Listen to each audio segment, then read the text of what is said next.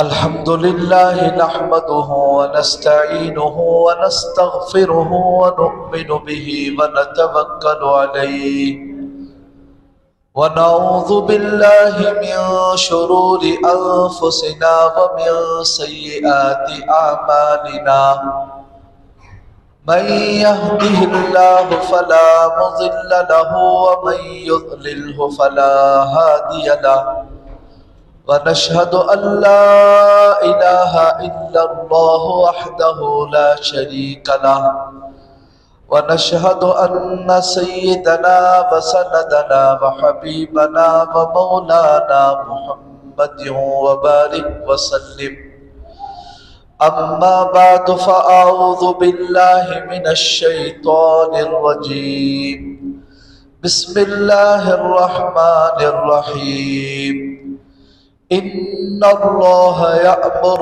بالعدل والإحسان وإيتاء ذي القربى وينهى عن الفحشاء والمنكر والبغي يعظكم لعلكم تذكرون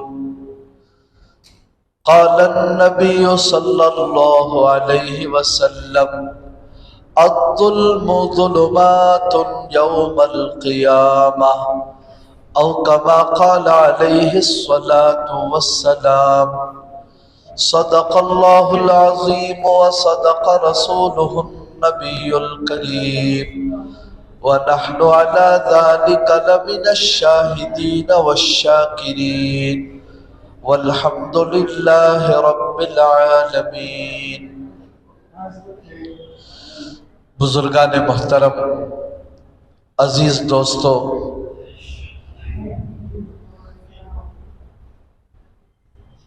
خطبے کے اندر جو آیت پڑھی گئی ہے یہ قرآن مجید کی ایک بہت جامع ترین آیت ہے. مفسرین نے لکھا ہے اللہ رب العالمین لوگوں کی ہدایت کے لیے صرف یہ ایک آیت کریمہ اتار دیتا، اس کے علاوہ باقی قرآن نازل نہ بھی ہوتا تو یہ ایک آیت سب کی ہدایت کے لیے کافی ہو جاتی. حضرت عمر بن عبدالعزیز رحمۃ اللہ علیہ نے اپنے زمانے میں تمام گورنروں کو خط لکھا کہ جمعہ کے موقع پر اس آیت کو ضرور پڑھیں خطبے کے اندر. اس سے پہلے ہی جو چھوٹے صحابہ کرام تھے انہوں نے اپنی زندگیوں میں جمعہ کے موقع پر جمعہ کے خطبے میں اس آیت کو پڑھتے تھے. تو اس زمانے سے لے کر آج تک بھی ساری دنیا کی مسجدوں میں جمعہ کے خطبے میں اس آیت کو پڑھتے ہیں. گزشتہ جمعہ بھی اسی آیت کے تعلق سے کچھ باتیں بیان کی گئی تھی. بڑی جامع آیت ہے. اس آیت میں اللہ رب العالمین نے 3 باتوں کو کرنے کا حکم دیا اور 3 کاموں سے رکنے کا حکم دیا. 3 کام کرنے کے ہیں اور 3 کام نہیں کرنے کے ہیں. اور یہ کل 6 باتیں ایسی ہیں کہ جس معاشرے میں، جس ماحول میں جو لوگ بھی ان پر عمل کریں گے ان کی زندگیاں، اس محلے والوں کی زندگیاں، اس گاؤں والوں کی زندگیاں، وہ سب کا سب ماحول تقریباً بدل جاتا ہے. لوگوں کی زندگیاں بدل جاتی ہیں.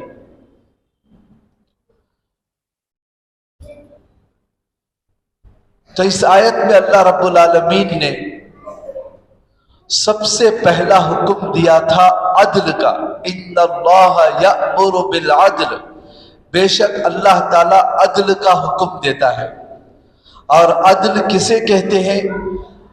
اور عدل کیسا تھا صحابہ کے زمانے میں، کیسے انصاف کیا کرتے تھے، گزشتہ جمعہ بہت تفصیل سے اس موضوع پر بات ہوا۔ عدل کے معنی ہے برابری، انصاف، جو چیز جہاں ہے اس کو وہ مقام دینا، اسے کہتے ہیں عدل۔ اور اس کے بعد دوسری بات اللہ نے حکم دیا احسان کا۔ احسان کا، احسان کے اردو میں معنی ہوتے ہیں اچھا کرنے کے، لیکن عربی میں اس کے بہت معنی ہیں، بہت وسیع مفہوم ہے اس کا، احسان کا۔ حضرت سفیان بن عیینہ رحمت اللہ علیہ وہ اس آیت کی تفسیر کرتے ہوئے فرماتے ہیں، اس آیت کا مطلب یہ ہے، عدل کا مطلب یہ ہے کہ انسان کا ظاہر اور باطن دونوں یکساں ہو۔ جیسا ظاہری بدن ہے اندر بھی ویسے ہی ہو، اور جیسا اندر ہے ویسا باہر ہو۔ بعض لوگ کہہ دیتے ہیں کہ نہیں بھئی، صرف میرا ظاہر خراب ہے لیکن میرے دل میں اللہ کی بہت محبت ہے، دین سے بہت محبت ہے، لیکن ظاہر میں دین اپنانے کے لیے تیار نہیں ہوتے۔ تو بقول حضرت سفیان عیینہ رحمت اللہ علیہ یہ انصاف نہیں ہے اور یہ صحیح نہیں ہے۔ عدل کا مطلب یہ ہے کہ جو دل میں ہو وہ ظاہر میں ہو، اور احسان کہتے ہیں اس کا باطن ظاہر سے بھی اچھا ہو، اندر دل جو ہے ظاہر سے بھی اچھا ہو۔ عدل کہتے ہیں برابری، اور احسان کہتے ہیں اس سے بھی ذرا بڑھ کر آگے۔ مثلا نمازیں ہیں، نماز میں رکوع، سجدہ، تحیات، اس کا جو حکم ہے اس کو پورا کرنے کا نام عدل ہے۔ احسان کہتے ہیں اس نماز کے اندر خشوع خضوع پیدا کرے، آگے بڑھ کر ہر چیز کے اندر۔ اور عربی میں احسان کی ایک تفسیر خود حضرت نبی کریم صلی اللہ علیہ وسلم نے فرمائی، جسے حدیث جبرائیل کے نام سے یاد کرتے ہیں، کہ ایک مرتبہ اللہ کے نبی علیہ السلام بیٹھے ہوئے تھے، صحابہ کرام بھی بیٹھے ہوئے ہیں، حضرت جبرائیل علیہ السلام انسانی شکل میں آئے۔ صحابہ کو پتہ نہیں چلا، صحابہ سمجھ رہے تھے کہ کوئی نیا آدمی ہے، مدینے کا تو رہنے والا نہیں، اگر کوئی دور سے آیا ہے تو دور سے آنے کی وجہ سے، سفر کی وجہ سے اس کے کپڑوں پر، اس کے جسم پر، اس کے بالوں پر جو اثرات ہونا چاہیے وہ بھی نہیں ہے، اور یہ مقامی بھی نہیں ہے، آخر یہ آدمی ہے کون؟ صحابہ پریشان تھے۔ تو حضرت جبرائیل علیہ السلام سیدھا اللہ کے رسول کے پاس آئے اور گھٹنے سے گھٹنے ملا کر بیٹھ گئے۔ حضرت جبرائیل کے گھٹنے، اللہ کے نبی کے گھٹنے دونوں مل گئے، اور حضرت جبرائیل علیہ السلام رانوں پر ہاتھ رکھ کر اللہ کے نبی سے پوچھا، اے اللہ کے نبی، یہ بتاؤ کہ اسلام کیا ہے؟ ان کے ہر سوال کا جواب اللہ کے نبی نے دیا۔ تو ان سوالات میں ایک سوال یہ کیا، یہ بتاؤ کہ احسان کسے کہتے ہیں؟ احسان کسے کہتے ہیں؟ تو اللہ کے رسول نے فرمایا، ان تعبد اللہ کأنہ تراک، کأنک تراک، وَإِن لَمْ تَكُنْ تَرَاهُ فَإِنَّهُ يَرَاكَ، کہ تو اللہ کی ایسی عبادت کر کہ اللہ تجھے دیکھ رہا ہے۔ اگر یہ کیفیت تیرے اندر پیدا نہ ہو تو کم از کم اتنا تو دھیان پیدا کر لے کہ اللہ مجھے دیکھ رہا ہے، میں اللہ کو دیکھ رہا ہوں، یہ کیفیت پیدا کر۔ یہ نہیں ہو سکا تو اللہ مجھے دیکھ رہا ہے، عبادات کے اندر یہ کیفیت پیدا کرو۔ اور علماء نے لکھا ہے کہ عبادت کا مطلب صرف نماز پڑھنا، قرآن پڑھنا، ذکر کرنا یہ نہیں ہے، معاملات، معاشرات، لین دین، تجارت، شادی اور کاروبار، یہ سب کے سب عبادتیں ہیں۔ یہ کوئی عبادت سے فارغ دنیا کا کام نہیں ہے۔ بیوی بچوں کا پیٹ پالنے کے لیے، حلال کمائی حاصل کرنے کے لیے کوشش کرنا بہترین عبادت ہے۔ تو سب عبادتیں، چاہے وہ تجارت کریں، چاہے معاملات سے تعلق ہو، چاہے نکاح کریں، کچھ بھی کرتے رہو، ہمارے اندر یہ کیفیت ہونا چاہیے کہ میں اللہ کو دیکھ رہا ہوں۔ اگر یہ کیفیت نہ ہو سکے تو کم از کم اتنا تو دھیان رکھنا چاہیے کہ اللہ مجھے دیکھ رہا ہے۔ بس یہ چیز حاصل ہو گئی تو سمجھ لو کہ احسان کی صفت ہمارے اندر آ گئی۔ بہت اعلیٰ صفت ہے یہ احسان کی۔ اسی چیز کو پیدا کرنے کے لیے محنتیں، مجاہدے، قربانیاں دلائی جاتی ہیں کہ انسان کے دل میں یہ چیز پیدا ہو جائے کہ وہ جہاں کہیں بھی رہو، دل کے اندر یہ بات ہو کہ اللہ مجھے دیکھ رہا ہے، اللہ کے ساتھ اس کا تعلق مضبوط ہو۔ اور یہ چیز جب پیدا ہو جاتی ہے تو یاد رکھ لے، کبھی انسان کوئی غلطی نہیں کر سکتا، کوئی گناہ نہیں کر سکتا، کوئی نافرمانی نہیں کر سکتا۔ جھوٹ بولنے کے لیے ڈرے گا، غیبت کرنے کے لیے ڈرے گا، چوری کرنے کے لیے ڈرے گا۔ کیوں؟ کیونکہ اللہ مجھے دیکھ رہا ہے، اللہ کو جواب دینا ہے۔ اس لیے حضرت ابن عباس رضی اللہ عنہما فرماتے ہیں، کوئی آدمی گھر میں بیٹھا ہے، بند کمرہ ہے، کھڑکیوں پر، دروازے پر پردہ لگا کر کوئی غلط کام کر رہا ہے، اچانک وہ پردہ ذرا حرکت ہوا، اس پردے کے اندر حرکت ہوئی ہوا کی وجہ سے، اب یہ گھبرا کر اس کام کو چھوڑ دیا۔ تو فرماتے ہیں کہ ہوا آنے کی وجہ سے ڈر کر ایک برائی کو چھوڑ دیا، لیکن اللہ دیکھ رہا ہے، یہ کیفیت تیرے اندر پیدا نہ ہو تو وہ گناہ کرنے سے بھی بدترین بات ہے۔ گناہ تو چھوٹا ہے، لیکن گناہ کرنے کے وقت میں دل میں یہ احساس نہیں آنا کہ اللہ مجھے دیکھ رہا ہے، یہ اس گناہ کرنے سے بھی بڑا گناہ ہے، بڑی غلطی ہے۔ تو احسان سے یہ چاہا جاتا ہے کہ انسان جہاں کہیں بھی ہو، دل کے اندر یہ بات بیٹھ جائے کہ اللہ مجھے دیکھ رہا ہے، اللہ مجھے دیکھ رہا ہے۔ یہ چیز پیدا ہو جائے تو پھر جب اللہ کو یاد کرتا ہے تو اللہ اسے بچا لیتا ہے۔ صحابہ کرام کے زمانے میں، حضرت عمر رضی اللہ عنہ کے زمانے کا ایک واقعہ ہے، اس سے پہلے بھی غالباً میں بتایا ہوں کہ حضرت عمر رضی اللہ عنہ کے زمانے میں، ان کے خلافت کے زمانے میں ایک نوجوان تھا، بہت دیر تک عشاء کے بعد عبادت میں کھڑا رہتا تھا۔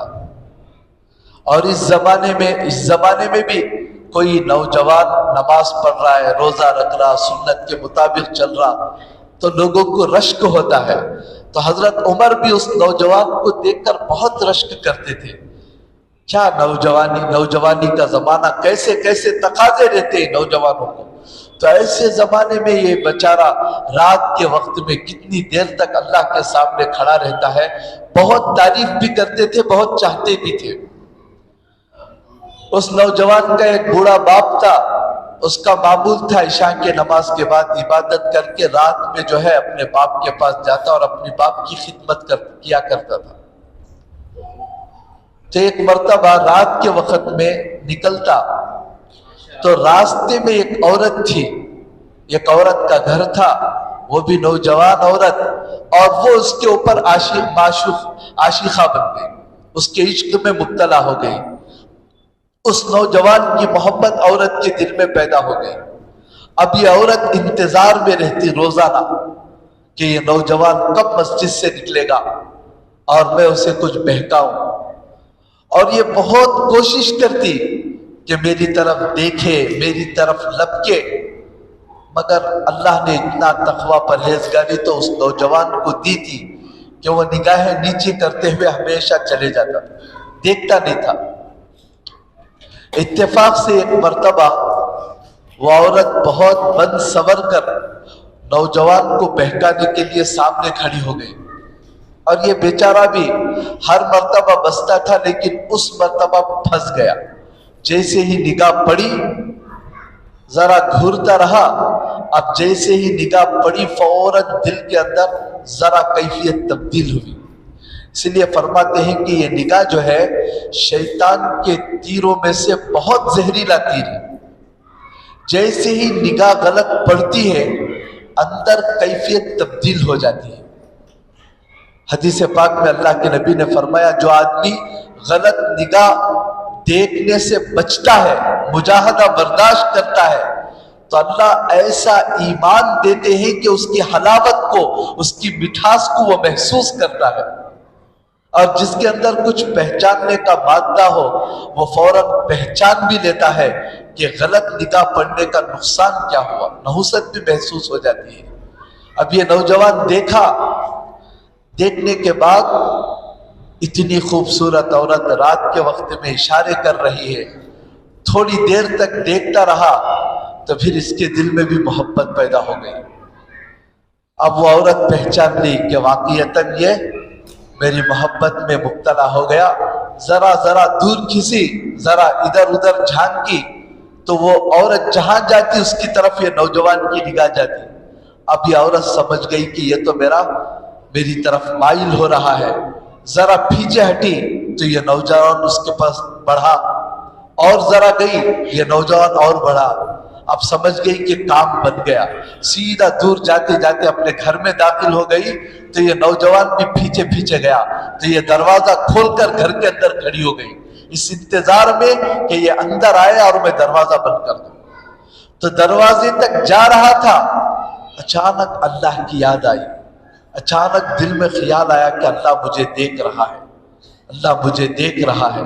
फौरन जबान पर यह आयत जारी हुई, इन्नल्लज़ीना तक़ौ इज़ा मस्सहुम ताइफुम मिनश्शैतानि तज़क्करू फ़इज़ा हुम मुबसिरून। बेशक जिनके दिलों में तक़वा होता है, जिनके दिल में जो है हमेशा ये ध्यान रहता है कि अल्लाह मुझे देख रहा है, ऐसे नेक लोगों को अगर कभी शैतान उचका दे, गलत रास्ते पर भटका दे, तो अल्लाह की याद पैदा हो जाती है, तो फिर वो उस बुराई से रुक जाते हैं। यह आयत जारी हुई, फौरन ध्यान में आ गया कि अल्लाह मुझे देख रहे हैं। मैं कितने महीनों से मुजाहदा कर रहा हूँ, कितने दिनों से मैं अपनी निगाह को बचा रहा हूँ, आज मेरी ये क्या हालत है, मैं किसके घर पर जा रहा हूँ। और अपने आप को सोच कर इतना अफसोस हुआ कि बेहोश होकर गिर गए। अभी औरत घबरा गई अंदर से, वो तो डर गई कि शायद मर गए हो। हलाकत देखा तो महसूस हुआ कि जान तो बाकी है, बेहोश हो गए। तो वो नौजवान औरत और उसके घर की खादिमा दोनों, एक हाथ को पकड़ लिया, दूसरे ने पाँव को पकड़ लिया। दोनों औरतों ने उस नौजवान को उठाया कि कोई देख नहीं रहे थे, रात का वक्त था, सब सो गए थे। उस नौजवान को ले जाकर उसके घर के पास बिठा दिए और वो बेहोश था, उसी हालत में बिठाए और जोर से दरवाजे को दस्तक दी और भाग कर आ गए। तो अब उसका जो बाप था वो दरवाजा खोला तो देखा कि बेटा बेहोश पड़ा है। वो घबरा गया और उसके रिश्तेदार, आसपास भाई बहन वगैरह जो थे सबको आवाज दी तो सब जमा हो गए, सब मजमा जमा हो गया आसपास महल्ले का। नौजवान को अंदर ले जाया गया और होश में लाने की कोशिश की गई। तो थोड़ी देर के बाद वो नौजवान होश में आ गया। तो बाप ने पूछा, बाप के बाद बाप का भाई चचा भी था, उन्होंने भी उस नौजवान से पूछा कि बेटा क्या हुआ, क्या मसला हुआ। कहा कि बस कुछ नहीं, एक हादिसा पेश आ गया था, अल्लाह ने बचा लिया। तो बाप और चचा ने बहुत इसरार किया कि क्या हादिसा पेश आया, जरा बताओ तो सही।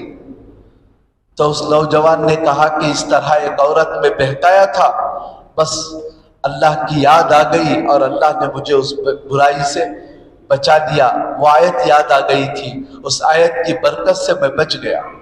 पूछा कि क्या आयत है, तो दोबारा उस आयत को पढ़ा और पढ़ने के बाद उस नौजवान का इंतकाल हो गया। इंतकाल से पहले उस नौजवान ने अपने चचा से पूछा कि चचा, हजरत उमर से जाकर पूछ कर आओ کہ جو بندہ اللہ سے ڈرتا ہے، اللہ کے سامنے کھڑے ہونے سے ڈرتا ہے کہ اللہ مجھے ایک نہ ایک دن کھڑا کرے گا، کھڑا کر کے مجھ سے سوال کرے گا، پوچھے گا، یہ خوف لے کر جو زندگی گزارتا ہے ڈرتے ہوئے، اللہ اسے کیا انعام دیں گے، یہ پوچھ کر آؤ۔ اب وہ چاچا حضرت عمر سے کیا پوچھتے، اس سے پہلے نوجوان کا انتقال ہو گیا۔ انتقال ہوتی ہے، جتنا دیر رونا دھونا جو کچھ کرنا تھا کیے، اور بہت سادگی کا زمانہ تھا، راتوں رات جو ہے خبر کھود کر جنازے کی نماز پڑھ کے ان کو دفن کر دیا گیا۔ دفن کر کے اب باپ اور چچا وغیرہ فجر کی نماز میں حضرت عمر سے واقعہ سنائے کہ نوجوان کا، ہمارے بیٹے کا انتقال ہو گیا۔ تو حضرت عمر نے کہا کہ ارے مجھے کیوں اطلاع نہیں دی، بڑا نیک نوجوان تھا، بڑا متقی پرہیزگار تھا۔ تو ان کے چچا نے وہ درخواست پیش کی کہ اس طرح سوال بھی کیا، لیکن آپ کے پاس آنے سے پہلے ہمارے بچے کا انتقال ہو گیا۔ تو حضرت عمر نے کہا کہ ٹھیک ہے، مجھے اس نوجوان کی خبر کے پاس لے جاؤ۔ اب حضرت عمر کو خبر کے پاس لے جایا گیا۔ تو حضرت عمر رضی اللہ عنہ خبر کے پاس کھڑے ہو کر سورہ رحمان کی آیت تلاوت کی، ایک آیت، وَلِمَنْ خَافَ مَقَامَ رَبِّهِ جَنَّتَانِ، کہ جو بندہ اللہ کے سامنے کھڑے ہونے سے ڈرے، اللہ اس کو 2 باغ دیں گے، 2 باغ، جنت کے 2 باغ دیں گے۔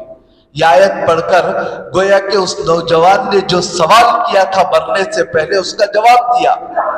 جو اللہ کے سامنے کھڑے ہونے سے ڈرتا ہے اسے اللہ 2 باغ دیں گے۔ تو وہ نوجوان جس کو دفن کر دیا گیا تھا، وہ خبر کے اندر سے جواب دیا کہ امیر المؤمنین، اللہ کا احسان ہے کہ اللہ نے وہ 2 باغ مجھے دے دیے۔ سامنے والوں لوگوں نے بھی سنا۔ تو اسے کہتے ہیں احسان کی صفت، کہ انسان جو ہے ہر وقت جہاں کہیں بھی رہے، وہ جو ہے اللہ کا دھیان رکھ کر زندگی گزارے کہ مجھے اللہ دیکھ رہے ہیں، دنیا دیکھے یا نہ دیکھے، کوئی سنے یا نہ سنے، مجھے اللہ کے پاس ایک نہ ایک دن جانا ہے، اللہ کے پاس ایک نہ ایک دن کھڑے ہونا ہے۔ اس صفت کو پیدا کرنے کا نام احسان ہے۔ تو اللہ رب العالمین نے اس آیت کے اندر دوسری بات یہ حکم دیا کہ اپنے اندر احسان کی صفت پیدا کرو، اور تیسرا حکم یہ دیا وَإِيتَاءِ ذِي الْقُرْبَى، اپنے رشتہ داروں کو دو، صلہ رحمی کرو، رشتہ داروں کے ساتھ اچھا برتاؤ کرو۔ دیکھو یہ 3 باتیں کرنے کے ہیں، اور آگے نہیں کرنے کے بھی 3 کام ہیں۔ اب ان 3 باتوں پر غور کر کے دیکھ لیں۔ جس کے دل میں اللہ دیکھ رہا ہے یہ احساس ہو، کیا وہ کبھی کوئی غلطی کر سکتا ہے؟ اور جس کے اندر عدل کی عادت پڑ گئی، انصاف کی، ہر چیز میں انصاف، لین دین میں، گھر میں، بیوی بچوں میں، کبھی بھی وہ کسی کے اوپر ظلم کر ہی نہیں سکتا۔ تو تیسری بات اللہ نے یہ حکم دی ہمارے لیے کہ اپنے رشتہ داروں کا خیال کرو، اپنے رشتہ داروں کے ساتھ اچھا برتاؤ کرو۔ اللہ نے مال و دولت دی ہے تو ان کے اوپر خرچ کرو، صلہ رحمی کرو۔ حدیث پاک میں اللہ کے نبی نے فرمایا، رشتہ داری کو عربی میں رحیم کہتے ہیں، رحیم، اور یہ اللہ کے پاک نام رحمان سے ملا ہوا ہے۔ قیامت کے دن اللہ رشتہ داری کو بات کرنے کی طاقت دے گا۔ وہ رشتہ داری اللہ کے عرش سے چمٹ کر کہے گی، اے اللہ جس نے مجھے دنیا میں ملا کر رکھا، اے اللہ تو اسے اپنی رحمت سے ملا دے، اور جس نے مجھے توڑا تو اسے اپنی رحمت سے توڑ دے۔ رشتے ناتوں کو توڑنا اتنا بدترین گناہ ہے، شب قدر اور شب برات جیسی بابرکت راتوں میں بھی اللہ اس کی عبادتوں کو قبول نہیں کرتا۔ روزانہ نماز پڑھتے ہیں، روزانہ قرآن پڑھتے ہیں، لیکن رشتے ناطے ٹوٹے ہوئے ہیں۔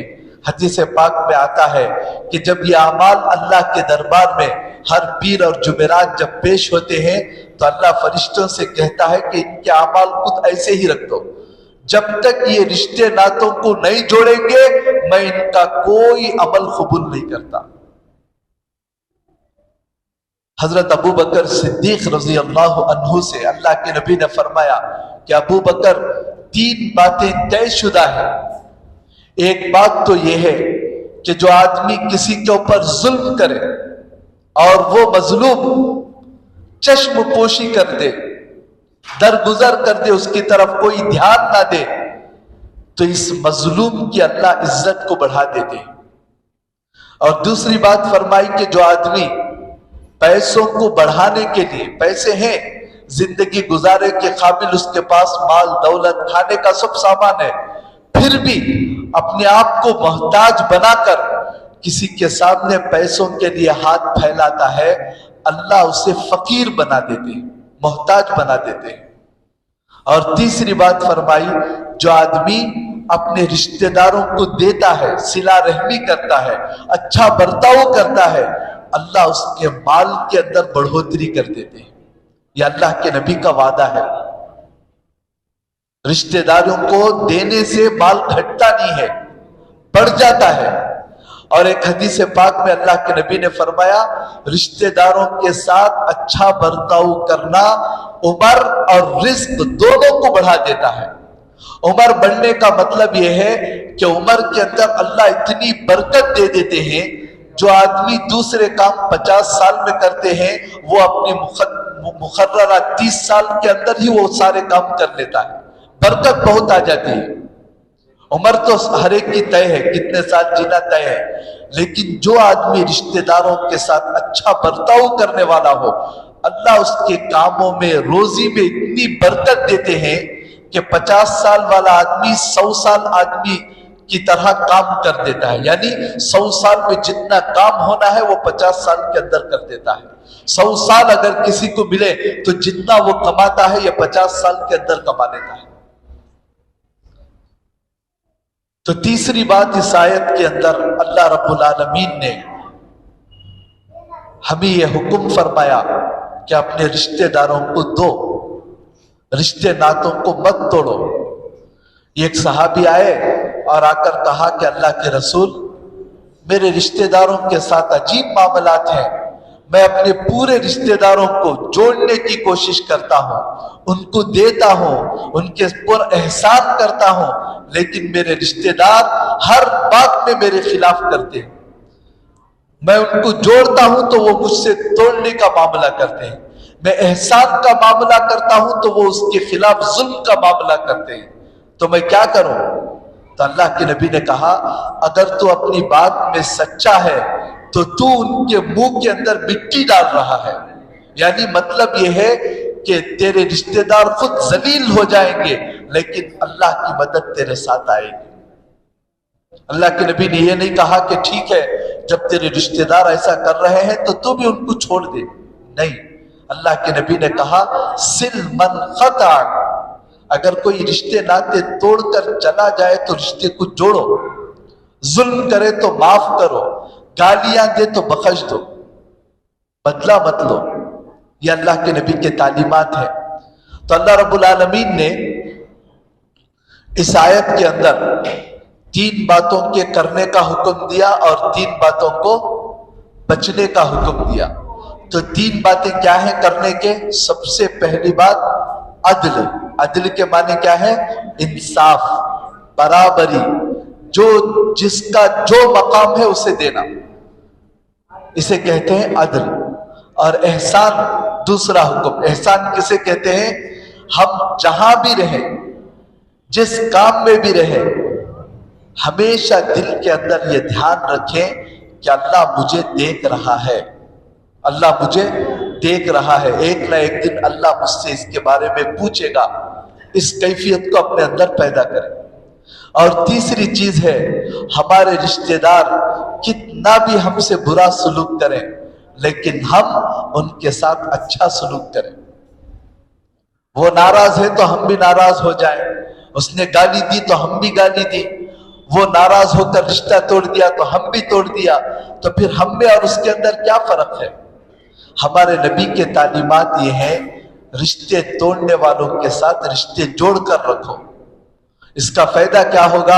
اللہ ہمارے روزی کے اندر خوب برکتیں دیں گے، ہمارے عمر کے اندر برکت ہوگی، قیامت کے دن عرش کا سایہ نصیب ہوگا، اللہ عزت کے اندر اضافہ کریں گے۔ اور باقی 3 باتیں ہیں جو نہیں کرنے کے ہیں، اللہ ہم سب کو ان سے بچنے کی توفیق عطا فرمائے۔ وہ 3 باتیں انشاءاللہ آئندہ جمعہ بیان کی جائیں گی۔ اللہ سے دعا کریں کہ اللہ ہم سب کو جتنے باتیں سنی ہیں، جن صفات کو اپنے اندر لانا ہے، اللہ ہم تمام صفات کو اپنے اندر پیدا کرنے کی ہم سب کو توفیق عطا فرمائے۔ آمین وآخر دعوانا الحمدللہ رب العالمین۔